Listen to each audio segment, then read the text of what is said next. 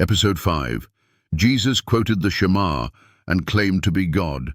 Skeptics often claim that Jesus never called himself God, and that he upheld the strict Jewish understanding of monotheism by quoting the Shema. It is true, Jesus did quote Deuteronomy 6:4. But what followed afterward in his life, ministry, and declarations makes it absolutely clear that he wasn't contradicting the Shema.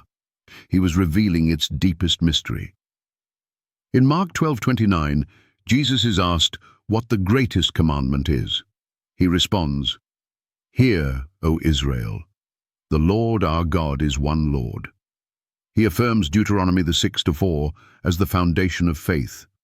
But that's not the whole story. In John 10:30, Jesus boldly declares, "I and the Father are one."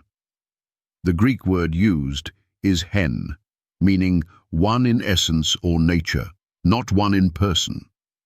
The reaction from the Jews confirms that they understood this as a claim to deity. Then the Jews took up stones again to stone him.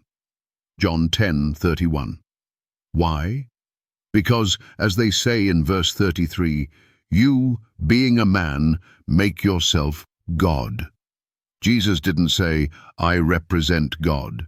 He said, "I and the Father are one." So what's happening here? Jesus is not denying the Shema, he's explaining it.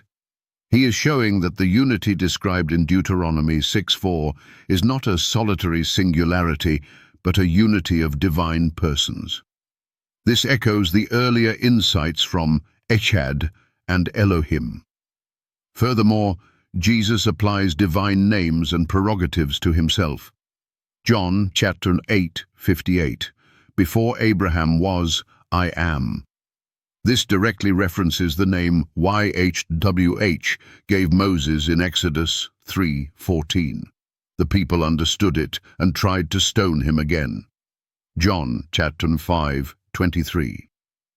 Jesus says that all should honor the Son just as they honor the Father. No prophet ever said that.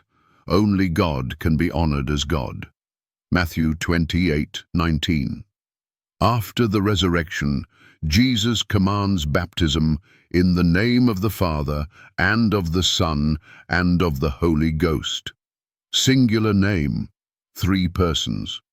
All of this aligns perfectly with the plural yet singular nature of God shown in the Shema. If Jesus was merely a created being or prophet, his words would have been blasphemous. But the early Christians worshipped him, not as a second God, but as God in the flesh. The same God who said in Deuteronomy 6:4, "The Lord our God is one." The Shema affirms one God. The New Testament reveals who that one God is, a triune being, Father, Son, and Spirit. Jesus quoting the Shema is not an escape hatch for anti-Trinitarians. It's a divine connection. He didn't recite it to say, "I'm not God." He recited it to say, "I am the Lord." Challenge to skeptics. Why did Jesus quote the Shema, then say, "I and the Father are one"? Why did he claim the name, "I am"? Why did his followers worship him if he only pointed to someone else? Explain how Jesus could quote the Shema and yet receive worship as God without contradiction.